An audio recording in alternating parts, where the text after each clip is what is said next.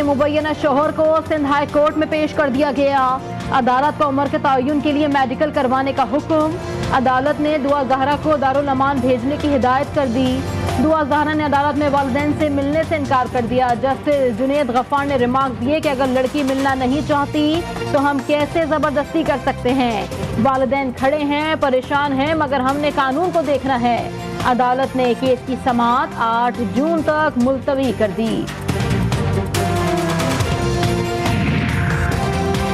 अपने शौहर ज़हीर के साथ जाना चाहती हूँ। उसने मुझसे कोई जबरदस्ती नहीं की बल्कि पसंद की शादी की। अदालत में दुआ ज़हरा का बयान रिकॉर्ड। कहा, मुझे अगवा नहीं किया गया। उम्र 18 साल है और चिश्तिया से लाया गया है।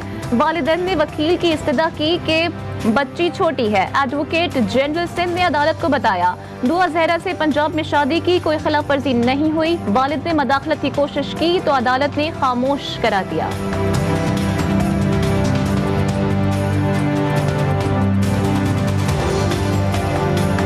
पुलिस ने बिल्कुल सपोर्ट नहीं की। 1 सेकंड के लिए मिलने नहीं दिया गया। 51 डेज के बाद मेरी बेटी आई, उन्होंने 1 सेकंड के लिए बात तक नहीं करने दी। उसके बाद मेडिकल का बोला है। मेडिकल मैं ऑथेंटिकली कह रहा हूँ, बच्ची अंडर 14 थी उस वक्त और मेडिकल में इंशाल्लाह वो 14 साल प्रूव होगी। दुआ ज़हरा के वालिद और वकील ने सिंध पुलिस पर अदम एतमाद का इजहार कर दिया।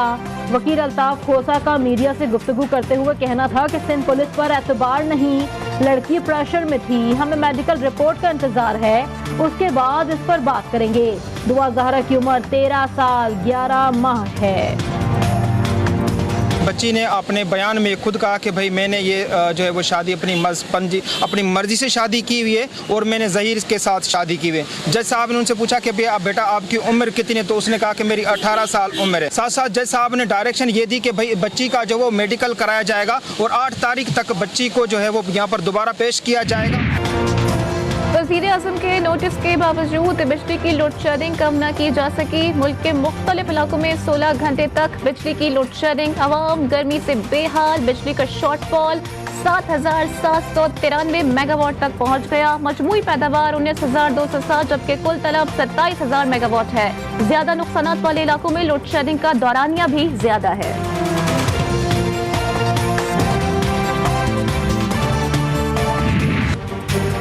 पेट्रोल की कीमतों में इजाफे के बाद होशरुबा महंगाई ने आवाम की कमर तोड़ दी। खाने पीने की चीजों समेत जरूरी इस्तेमाल की अशिया की कीमतों में मजीद इजाफा हो गया। रोज बरोज बढ़ती महंगाई ने गरीब और मुतवस्सित तबके को परेशान कर दिया। शहरी कहते हैं, पहले हर साल बजट में महंगाई बढ़ती थी और अब तो हर दिन ही बजट का दिन लगता है। महंगाई के तूफान में सब्जियां आवाम की दस्तरस से बाहर होने लगी। हुकूमत के बाद मुनाफाखोरों की जानिब से भी असखुद कीमतें बढ़ाई जाने लगी। आलू, प्याज, टमाटर और दीगर सब्जियों की कीमतें बढ़ा दी गई। रक्शों टैक्सियों के बाद चिंची वालों ने भी किराए बढ़ा दिए। गरीब आवाम किराए की मद में भी भारी अदायगी से परेशान हो गए।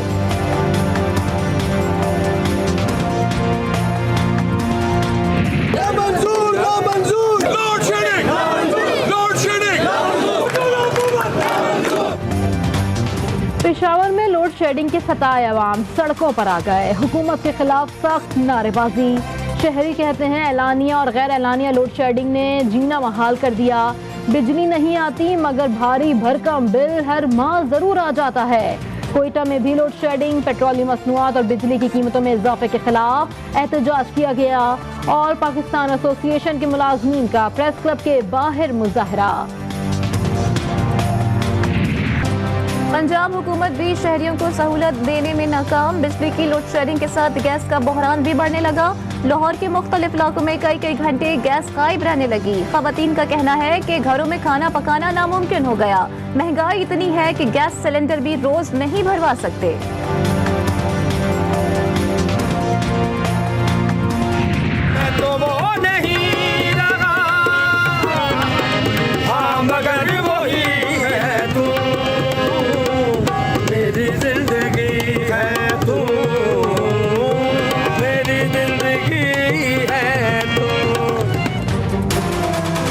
की रोटी की तलब गुलकारों को भी सड़कों पर ले आई। कोयटा के जिना टाउन में चाय खानों के बाहर ढोलक और हारमोनियम के सुर से सुर मिलाने वाले पंजाब के लोक गुलकार सुहेल और जाहिर चाराहों पर सुर मुड़ बिखेर कर रोजगार कमाने पर मजबूर हैं। चंद दिन बाद ही रुपए की फिर बेकदरी। इंटरबैंक मार्केट में डॉलर की कीमत में एक ही रोज में ₹2.38 का इजाफा। इंटरबैंक मार्केट में डॉलर ₹200.50 पर ट्रेड कर रहा है।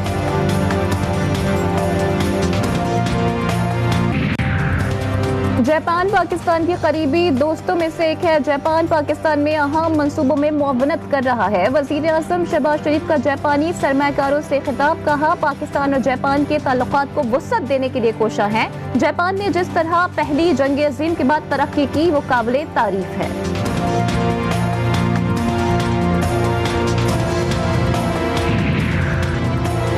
पहले ही हुक्मरानों का 13 जमातों का ग्रैंड इत्तेहाद है।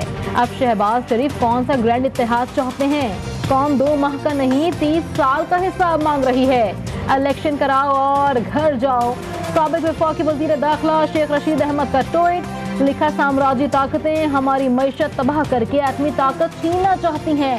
अवाम से एक बार फिर 19 जून से पहले अपना वोट चेक करने की अपील कर दी। भारतीय इंतहा पसंद हिंदुओं की जानिब से शान-ए रिसालत मोहम्मद मुस्तफ़ा सल्लल्लाहु अलैहि वसल्लम और उम्मुल मोमिनीन के खिलाफ नापाक जिसारत। दुनिया भर में शदीद गम और गुस्से की लहर। अरब ममालिक में बॉयकॉट इंडिया की मुहिम। सऊदी अरब की मार्केटों में भारतीय सामान का बॉयकॉट। ओमान के मुफ्ती आजम का मोदी के खिलाफ फतवा। कुवैती मुसलमानों ने मोदी की तस्वीर को कचरे के डब्बों में आवेजा कर दिया। कतर का भारतीय सफीर से शदीद एहतजाज। भारतीय सफीर की कतरी दफ्तर खारिजा में तलबी। OIC का अक़वाम मुत्तहिदा से भारतीय मुसलमानों को तहफ़्फ़ुज़ दिलाने में किरदार अदा करने का मुतालबा। पाक फौज की जानिब से भारतीय जमात BJP की रुकन की हुजूर इस्लाम सल्लल्लाहु अलैहि वसल्लम की शान अक़दस में गुस्ताखी की शदीद मजम्मत। DGISPR ने अपने बयान में कहा कि भारतीय हुक्काम की जानिब से गुस्ताखाना बयान की सख्त मजम्मत करते हैं। ये अफसोसनाक अमल मुसलमानों के खिलाफ शदीद नफरत का मुंह बोलता सबूत है। भारत में मुसलमानों और अक़लियतों के खिलाफ नफरत अंगेज सलूक। रोजनामा नवाए मिल्लत ग्रुप ऑफ न्यूज़पेपर लाया अपने चाहने वालों के लिए मिल्लत न्यूज़ HD।